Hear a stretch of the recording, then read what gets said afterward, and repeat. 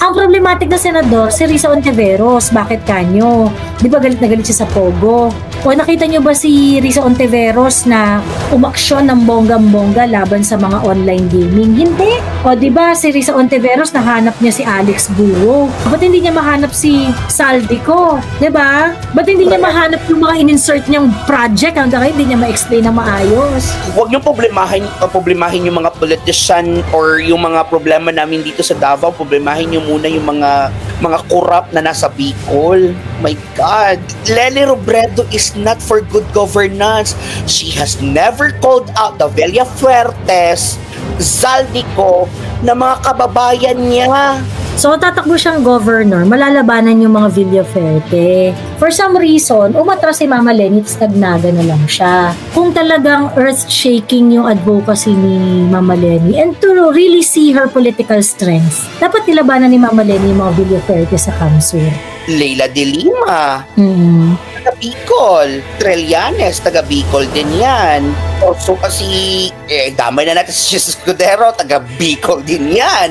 So, so let's go straight to Leni, yung pinag-uusapan kanina. My God, ang pagwawalis sa daan has nothing to do with leadership. And that's all about optics, guys. When did you ever have you ever heard of a great CEO in a company who has actually put billions and trillions of dollars in there, and one day you just walked inside the office and he was cleaning? No. You actually, when someone is actually doing that, I will not even look at it as an example of a good leader. Why?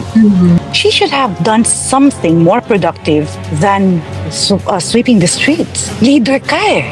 You should be seated somewhere and making strategic decisions and doing this and that, not sweeping the streets. A lot of people can do that for you. So why waste your time doing that? And for me, that's actually a minus rather than a plus. Etong mga kakampik, no, yung mga pautot nila kay Leni Robredo na nagwawalis, tapos sinasabi nila na asan ba si Inday Sara, yada.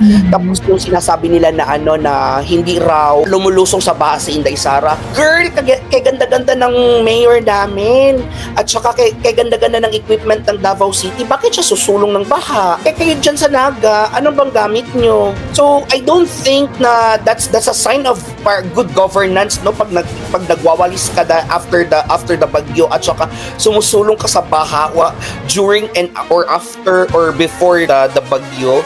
Dahil hindi namin pinapasulong si Inday Sara kasi may kami dito, may mga equipment kami dito magaganda, may mga amphibians kami dito at saka may mga hydraulic glass boat kineso kami dito sa 911. Kaya galing na sila, no? Ayan, no? Nagwalis sila ni Robredo ng kalsada sa Naga pagkaalis ni Uwan, gaya ng ginawa noon ni Mayor Jessie. Tapos, of course, the former VP could have assigned the task to her staff. Sobrang sipag, grabing galing. Yan ang tunay na serbisyo publiko. Dapat ganyan ang lingkod bayan. Walang maliit or malaking trabaho. What a true servant leader. Ang gusto nilang palabasin is that humble siya. Oh my God, tapos kumakasabi sila ng bare minimum ang ginawa ni Duterte. Putang ina, eto, super below bare minimum. Parang ang gusto kasi nilang palabasan, symbolic yung arte ni walang malaki or maliit na trabaho sa kanya, gagampanan niya yan, yung mga ganong etchos. Pero girls, boys and girls, walang bilang yon. Kung symbolic lang na ineme yung... Diba? Yan na yung standard of good governance nyo, tapos tawagin nyo kami dito sa Davao na bobo? Shoot up! Kayo mga taga-Naga ang bobo! Correct.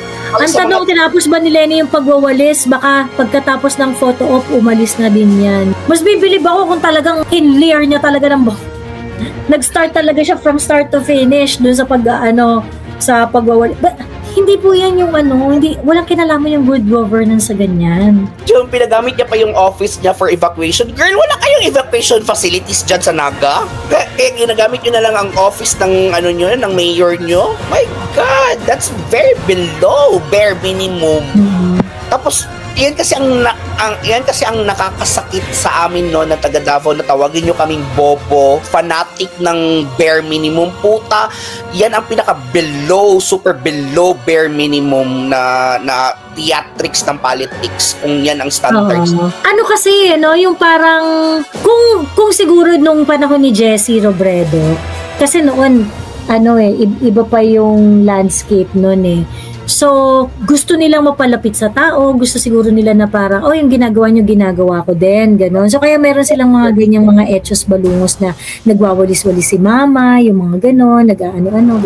And they want to show to people na yung Jessie Robredo and Mama Leni Robredo connection is very strong. Kaso, strong connection. Ganon. Yung parang, dami niyong ebas. Ang tanong dito is, pagkatapos ng bagyo, ano yung disaster response na kayang i-offer ni Mama Leni sa Naga? Yun dapat.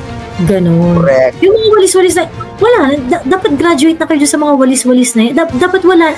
That's so, that is so early 2000 kind of optic politics. Ganon.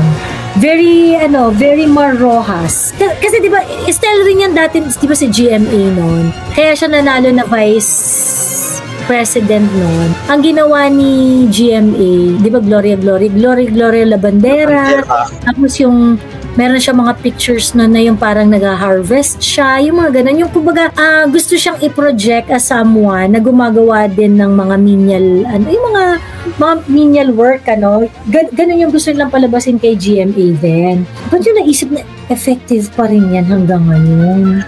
Parang si lang ate, para na-remember ko yung video ni Erap na naglilinis sa Pasig River ba yun, na may tagalagay ng basura. Para kunwari nililinis ni Erap. Tapos may tagalagay ng basura ko, putang ina talaga tumahayop. Actually, meron din dyan eh. Nagtataka rin ako yung kasi parang merong city ordinance yata itong si Mama Leni sa Naga na nire-reinforce niya yung no gift policy sa Naga, ganon.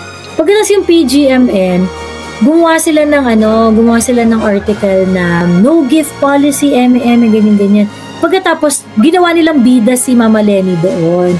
Binanggit rin naman yung mga Duterte, pero yung description nila kay Mama Leni, yung sabi in the center of it all, in the center of this resurgence to no gift policy is Mama Leni Robredo. Ganun, pero diba? Parang talaga siyang bida.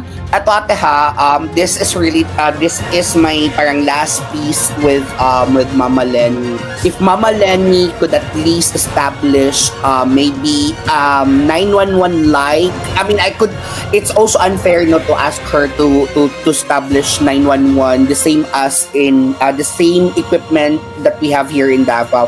At least she could actually just parang establish a 911 like na coordinating center sa Naga. Make Naga debt free. I will vote for you as president kahit si Inday Sara ang kalaban mo. PGMN, di ba Duterte? Hindi naman necessarily Duterte yung PGMN. May mga pinks doon. May mga kakamping. Parang so, ang nila is let's hear from everyone. Parang ganon.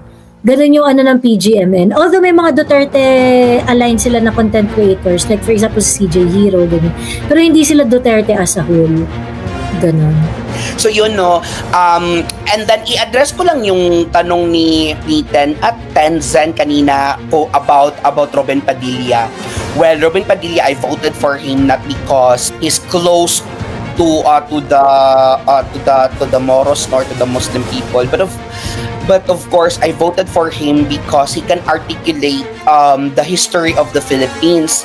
Kasi ang mga pink kasi they are actually amused sa mga taong nag-i-English. Hindi naman yun siya requirement for you to be a good politician or for you to provide a good governance. A language or a specific language that hindi naman yun siya yung parang basihan for you to be matalino or for you to be well-versed to be a politician. Robin Padilla is actually parang very well-versed sa history ng Philippines. And aside from that, with his parang mga proposed bills, it is actually very progressive. Imagine he is a Muslim pero he actually advocates for the LGBT community. Meron siya mga proposed bills about the LGBT community. So you really just need to search kung ano yung mga nagawa ni Robin Padilla. Kaya wag niyo kaming tanungin bakit binoto namin si Robin Padilla. Kasi Robin Padilla has been true to his word. medyo ano lang din siya doon sa federalism niya because wala naman siyang wala siyang kakampi sa Senate for him to push through with the reforms that he wanted. I don't think kung kunwari papipiliin niyo kay Robin Padilla at kay Risa Ontiveros, si Robin pa rin pipiliin ko. Si Robin pa rin pipiliin ko simply because, okay, I think pagdating sa sincerity, malaki naman yung lamang ni Robin Padilla kaysa kay Risa Ontiveros. Of course, si Robin, meron akong mga sa kanya na sana ganito si Robin, sana ganyan siya, or whatever, ganito. Marami rin akong hinahanap kay Robin. Pero with the set of senators that we have right now, I don't think si Robin yung pinaka-problematic na senador. Ang problematic na senador, si Risa Ontiveros. Bakit kanyo? Di ba galit na galit siya sa Pogo? O nakita nyo ba si Risa Ontiveros na umaksyon ng bonggang-bongga laban sa mga online gaming? Hindi. Di ba? O di ba si Risa Ontiveros nahanap niya si Alex Guo? Correct. Hindi niya mahanap Saldico. Risa Ontiveros si Alex Guo. Ba't hindi niya mahanap si Saldico? Di ba? Ba't hindi niya mahanap yung mga in-insert niyang project hanggang ngayon hindi niya ma-explain na maayos?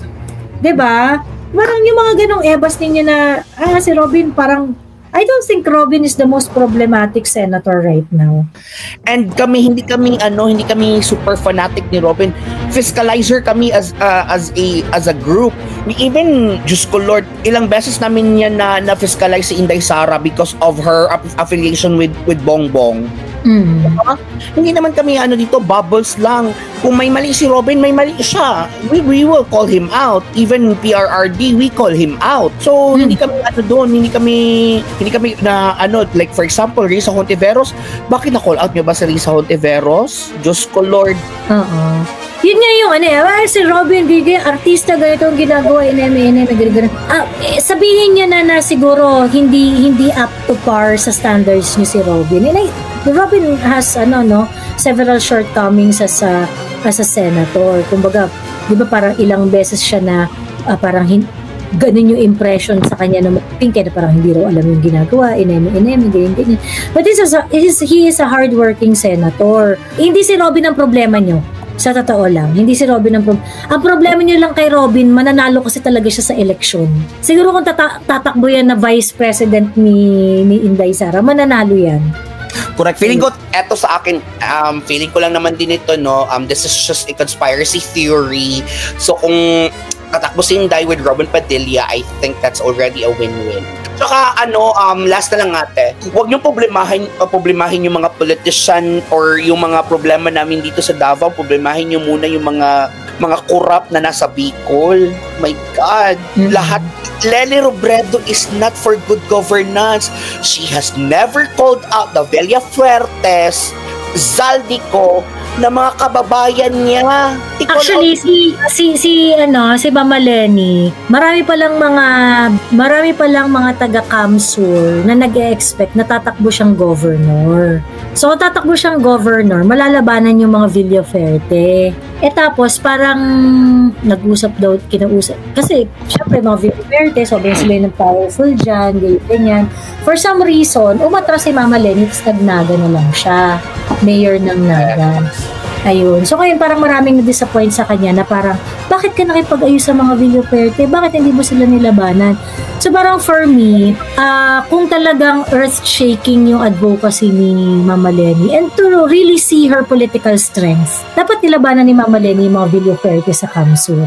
Correct. Doon muna tayo sa Bicolandia at saka sa Ilocos. Mas malapit yan sa Congress. Kasi madaming mga anomalya at saka madaming Bicol ang sangkot sa anomalya sa Kaban ng Bayan. Example, Leila de Lima, taga Bicol. Trillanes, taga Bicol din yan. So si damay na natin si Escudero, taga Bicol din yan. So, so let's go straight to Leni, yung pinag-uusapan kanina. My God, ang pagwawalis sa daan has nothing to do with leadership. And that's all about optics, guys. When did you ever have you ever heard of a great CEO in a company who has actually put billions and trillions of dollars in there. And one day you just walked inside the office and he was cleaning. No, you actually, when someone is actually doing that, I will not even look at it as an example of a good leader. Why? She should have done something more productive than sweeping the streets. Leader ka eh.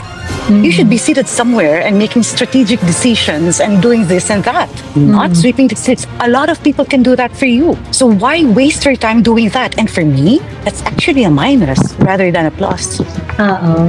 True. Imagine because you're supposed to do something more important than that. Yes. Kakatapos lang ng bagyo you should be planning, making strategic decisions, di ba? Exactly. Kaysa gumaganyan, kaysa pumupoto.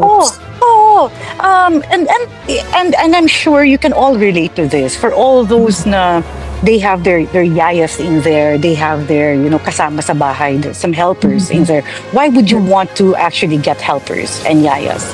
Because you have more important things to do. Not because your children are not important. It's just that there are things that others can actually do that for you while you are making money for your family. Right? And imagine that hour sa Amerika per oras ang bayad dyan. And how many dollars can you actually earn in an hour while she is actually sweeping the streets? That doesn't make sense, guys. That doesn't make sense. We need good leaders in here. Sa lahat ng nakikinig ng mga pinklawans dyan, tigil-tigilan nyo kami sa mga motherhood comments and all of those soft tools. These soft tools are actually being used against us all Filipinos. Mabait kasi tayo. Kasi maawain tayo.